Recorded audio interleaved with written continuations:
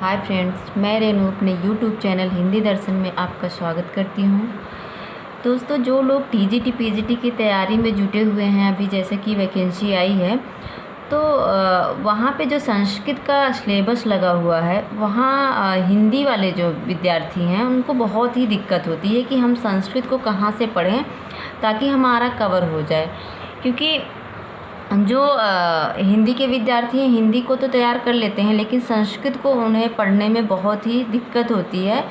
तो हम आज वही जो सिलेबस में लगा हुआ है, जो हमारे महाकवि भास हैं और कालिदास के बारे में पढ़ेंगे, जहाँ से क्वेश्चन पूछ लिया जाता है। और यहाँ से अगर हम इस तरह से पढ़ेंगे तो एग्ज़ाम में कोई भी प्रश्न गलत नहीं करेंगे। देखते हैं महाकवि भास। जो पहले कवि माने जाते हैं वो कौन है? महाकवि भास हैं। इनका समय क्या है? 450 ईसा पूर्व है। ध्यान रखना है, ईस्वी नहीं है, ये ईसा पूर्व है। और ये कालिदास के पूर्ववर्ती कवि माने जाते हैं। ये क्वेश्चन पूछा हुआ है कि कालिदास के पूर्ववर्ती कवि कौन है, तो हम किसे कहेंगे? भास। तो ये कालिदास के पूर्ववर्ती कवि हैं, क्योंकि कालिदास की एक रचना है, उसमें इन्होंने भास का जिक्र किया हुआ है, जहाँ से ये पता चलता है हमें कि कालिदास के पूर्ववर्ती कवि भास हैं। और इनके भास के कितने नाटक हैं? 13 नाटक हैं। और इन 13 नाटकों को 4 भागों में बांटा गया है। कितने नाटक हैं इनके? 13 नाटक हैं, लेकिन इनको 4 भागों में बांटा गया है, क्योंकि इनके जो नाटक हैं वो किसी कथा का आधार लिए हुए हैं। एक है जो पहला उदयन कथा मूलक, दूसरा है महाभारत कथा मूलक, तीसरा है रामायण कथा मूलक और चौथा है कल्पना मूलक। मतलब जो इनकी 2 ये रचनाएं हैं वो उदयन के आधार पर हैं, और जो ये 7 हैं ये महाभारत से संबंधित हैं। और इधर है 2 नाटक है, ये रामायण की कथा से लिए हुए हैं। और फिर 2 है जहाँ पे कल्पना की प्रधानता है, कल्पना मूलक है।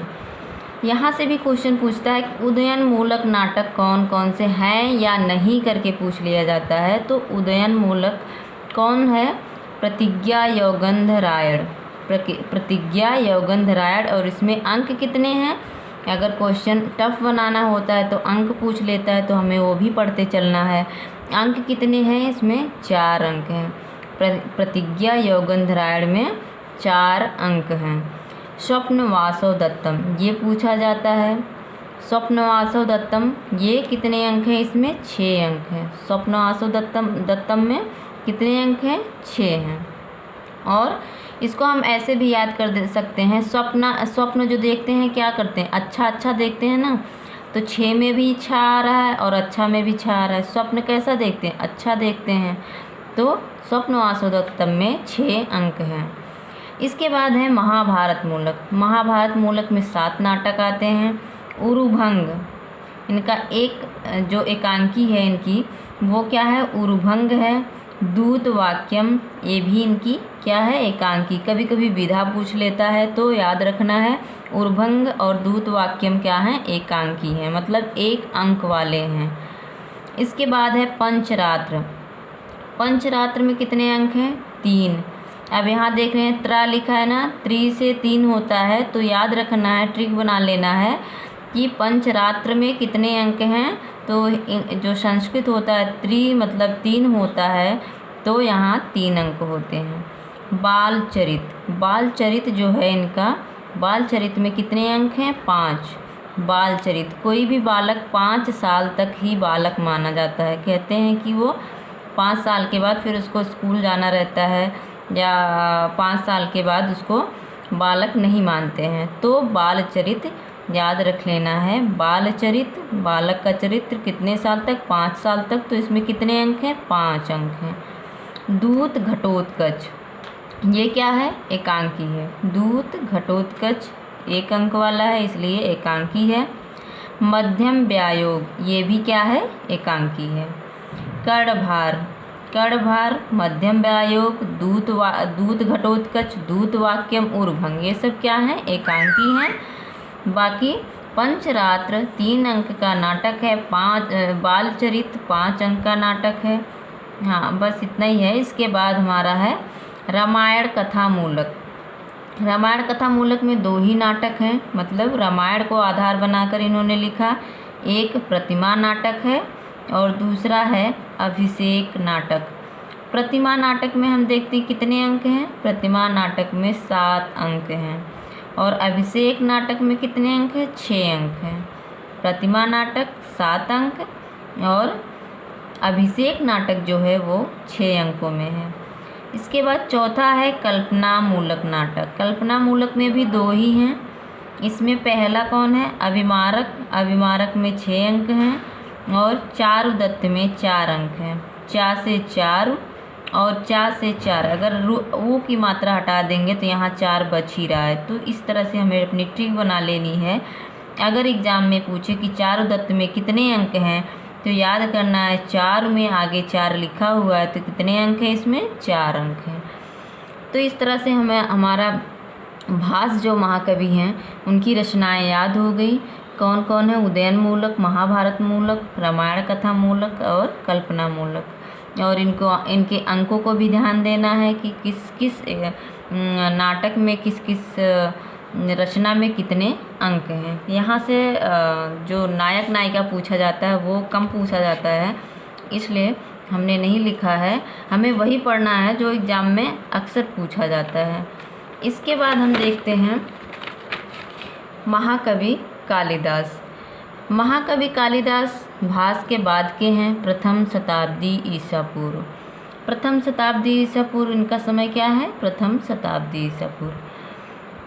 विद्योत्तमा जो कालिदास की पत्नी थी, जैसा कि कालिदास की कहानी सभी को पता होनी चाहिए कि कालिदास जब आते हैं, विद्या में प्रवीण होके आते हैं और दरवाज़ा खोलने के लिए कहते हैं तो विद्योत्तमा उनसे प्रत्युत्तर में कहती हैं, उनके प्रत्युत्तर में कहती हैं कि अस्ति कश्चित वाग विशेषः, मतलब अब वाणी में बहुत ही विशेषता आ गई है। तो उनके जो 3 ये कथन थे, 3 शब्द थे, उसी के ऊपर कालिदास 3 महाकाव्य की रचना करते हैं। 3 रचनाओं, मतलब इसमें तो 2 महाकाव्य हैं, एक कुमार संभवम, एक रघुवंश, लेकिन मेघदूत जो है वो गीत काव्य है।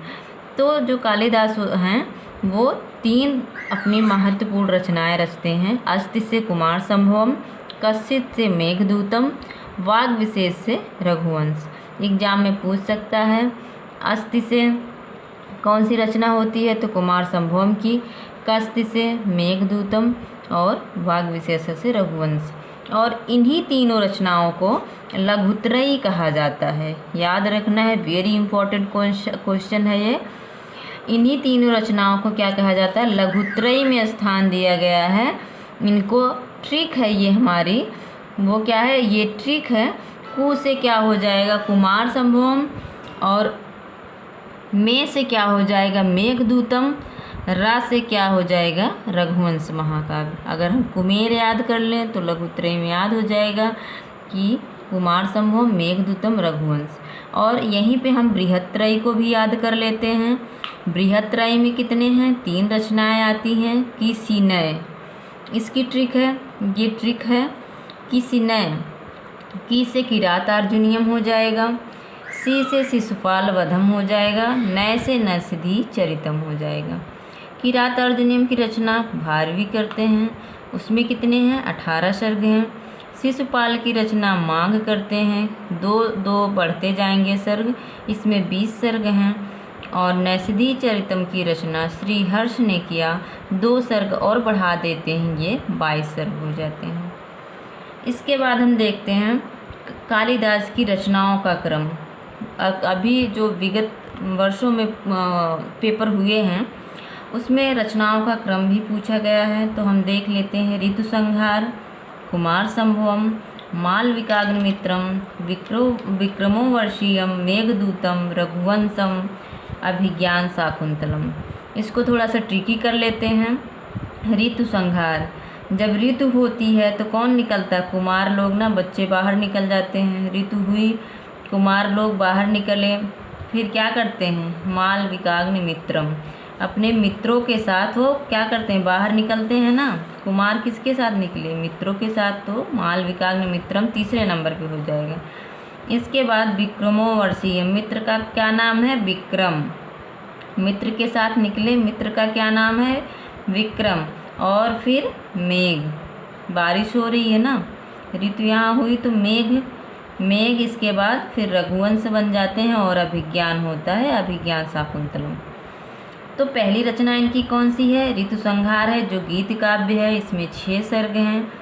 कुमार संभवम, ये महाकाव्य है, इनका पहला महाकाव्य है, इसमें 17 सर्ग हैं। इसके नायक भी देख लेते हैं, नायक कौन है, कुमार। जैसा कि कुमार भी कहा जाता है कार्तिकेय को, और कार्तिकेय नाम तो है ही, तो एग्ज़ाम में पूछ सकता है कि कुमार संभवम के नायक कौन है, तो कार्तिकेय हैं। और प्रतिनायक कौन, पूछे कि कार्तिकेय ने किसका वध किया था बाद में, तो तारकासुर। मतलब प्रतिनायक कौन है, तारकासुर है, नायक कौन है, कार्तिकेय। मालविकाग्निमित्रम है, मालविकाग्निमित्रम ये क्या है, ये एक नाटक है, इनका 5 अंक हैं इसमें। और इसके नायक को, इसकी जो नायिका है मालविका है, नाम से ही पता चल रहा है, रचना से ही। और इसका नायक अग्निमित्र है। नायिका कौन है, मालविका, नायक जो है वो अग्निमित्र है। विक्रमो वर्षीयम, ये भी एक नाटक ही है, 5 अंक हैं इसमें। ये त्रोटक की श्रेणी में आता है। उपरूपक जो होता है उसके 18 भेद होते हैं, उसका उपरूपक का ही एक भेद होता है त्रोटक। तो ये कौन सा, विक्रमोर्वशीयम किसकी श्रेणी में आता है, त्रोटक की श्रेणी में आता है। और इसके नायक कौन है, पुरुरवा, और नायिका है उर्वशी। मतलब विक्रमोर्वशीयम नाटक जो है उसमें 5 अंक हैं, और यह त्रोटक की श्रेणी में आता है। इसके नायक पुरुरवा हैं और नायिका कौन है, उर्वशी। मेघदूतम, मेघदूतम जो है, मेघदूतम यह गीत काव्य है। यह क्या है, गीत काव्य है, और इसमें 2 खंड हैं, एक पूर्व मेघ है, एक उत्तर मेघ है। इसमें क्या है, यक्ष का संदेश है। यक्ष जो है वो रामगिरी पर्वत पर रहता है, और वहीं से यक्षिणी को मेघों के माध्यम से, मेघदूतम नाम से ही पता चल रहा है, मेघों के माध्यम से यक्षिणी को संदेश भेजता है, उसका इसमें चित्रण हुआ है। रघुवंशम, रघुवंशम ये क्या है, एक महाकाव्य है, इनका बहुत ही महत्वपूर्ण महाकाव्य है रघुवंशम महाकाव्य। इसमें कितने हैं, 19 सर्ग हैं। इसमें विषय किसका क्या है, 31 सूर्यवंशी राजाओं का चित्रण है, 31 सूर्यवंशी राजाओं का चित्रण है। और सर्ग कितने हैं, ये याद रखना है, 19 सर्ग हैं, 19 सर्ग हैं। अभिज्ञान शाकुंतलम, अभिज्ञान शाकुंतलम जो है इनका नाटक है, कह सकते हैं कि अभिज्ञान शाकुंतलम की वजह से ही इन्हें प्रसिद्धि मिली। अभिज्ञान शाकुंतलम नाटक है, इसमें कितने अंक हैं, 7 अंक हैं। नायक कौन है, दुष्यंत हैं, नायिका कौन है, शकुंतला है। नायक कौन है, दुष्यंत हैं, और नायिका कौन है, शकुंतला है। तो हमने आज भास और कालिदास के बारे में पढ़ लिया। ऐसे ही हम आगे के जो कवि लगे हुए हैं संस्कृत के, उनको पढ़ेंगे। और अगर आप लोगों को कहीं भी असुविधा होती है तो आप प्लीज़ मुझे कमेंट बॉक्स में कमेंट करिए, शेयर करिए, सब्सक्राइब करिए, लाइक करिए। धन्यवाद।